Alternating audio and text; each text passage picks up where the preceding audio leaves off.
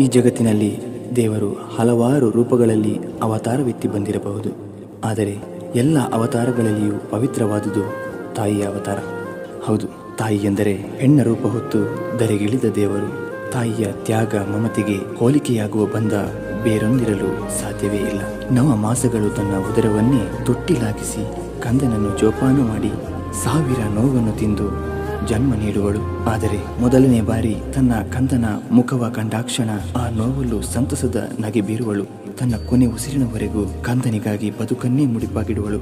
ರೂಪವಂತನಾದರೂ ಕ್ರೂಪಿಯಾದರೂ ತಾಯಿಗೆ ಆ ಕಂದನೇ ಮಹಾರಾಜ. ಈ ಜಗದಲ್ಲಿ ತಾಯಿಗೆ ತಾಯಿಯೇ ಸರಿಸಾಟಿ. ಅವಳ ತ್ಯಾಗ ಮಮತೆಯ ವರ್ಣಿಸಲು ಪದಗಳು ಸಾಲುವುದೇ.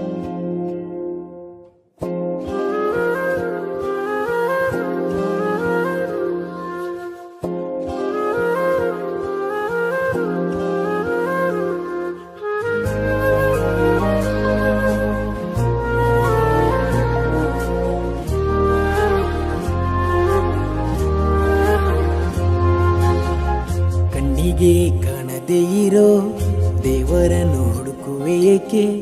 ತಾಯಿಯೇ ದೇವರಲ್ಲವೇ?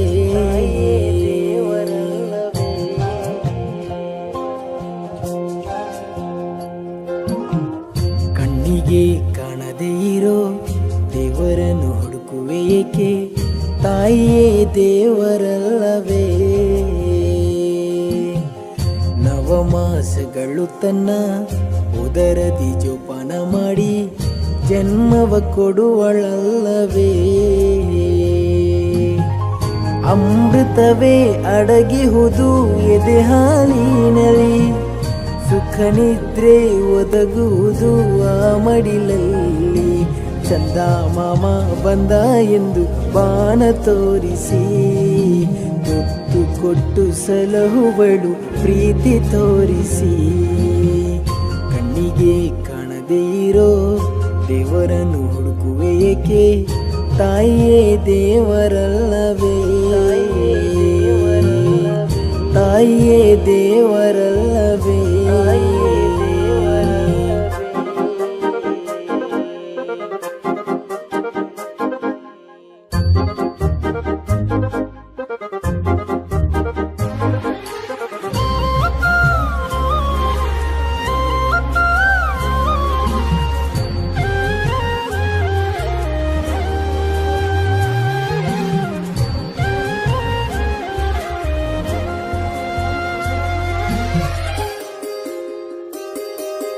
ಕಣ್ಣಾರೆಪ್ಪೆಯಂತೆ ಜೋಪಾನ ಮಾಡುತ್ತ ಕಂದನ ಸಾಕುವಳು. ಎಡವಿ ಬಿದ್ದಾಗ ಬೊಬ್ಬೆಯ ಹಾಕುತ್ತ ಓಡೋಡಿ ಬರುವಳು. ಯಾರಾದರೂ ಬಂದು ಕಂದನ ಹಿಡಿದರು ದೃಷ್ಟಿಯ ತೆಗೆವಳು. ಪುಟ್ಟ ಹೆಜ್ಜೆ ಇಟ್ಟು ನಡೆಯುವುದ ಕಾಣುತ್ತ ಲೋಕವೇ ಮರೆವಳು. 1000 ನೋವ ಪಡೆಯುವ ಜೀವ ಕಂದನ ನಗುವನು ನೋಡುತ್ತ ಖುಷಿಯ ಪಡೆವಳು.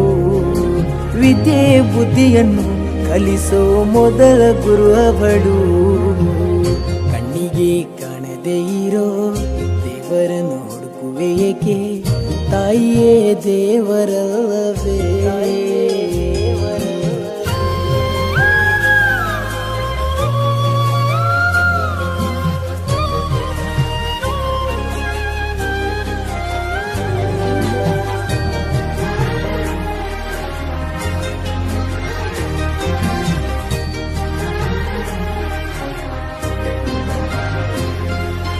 ತಪ್ಪು ಮಾಡಿದಾಗ ಪೆಟ್ಟು ಕೊಟ್ಟು ಬುದ್ಧಿ ಮಾತನ್ನು ಹೇಳುವಳು.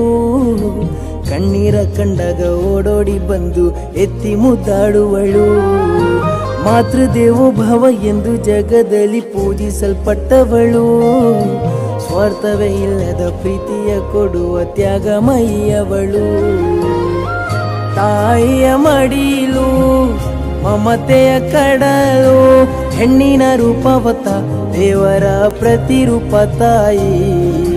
ತೀರಿಸಲಾಗುವುದೇ ಋಣವ 7 ಜನ್ಮದಲ್ಲಿ. ಕಣ್ಣಿಗೆ ಕಾಣದೇ ಇರೋ ದೇವರನ್ನು ಹುಡುಕುವೆ ಏಕೆ? ತಾಯಿಯೇ ದೇವರಲ್ಲವೇ? ಅಮೃತವೇ ಅಡಗಿಹುದು ಎದೆ ಹಾಲಿನಲ್ಲಿ, ಸುಖ ನಿದ್ರೆ ಒದಗುವುದು ಆ ಮಡಿಲಲ್ಲಿ. ಚಂದ ಮಾಮ ಬಂದ ಎಂದು ಬಾಣ ತೋರಿಸಿ ತುತ್ತು ಕೊಟ್ಟು ಸಲಹುವಳು ಪ್ರೀತಿ ತೋರಿಸಿ. ಕಣ್ಣಿಗೆ ಕಾಣದೇ ಇರೋ ದೇವರನ್ನು ಹುಡುಕುವೆ ಏಕೆ, ತಾಯಿಯೇ ದೇವರಲ್ಲವೇ.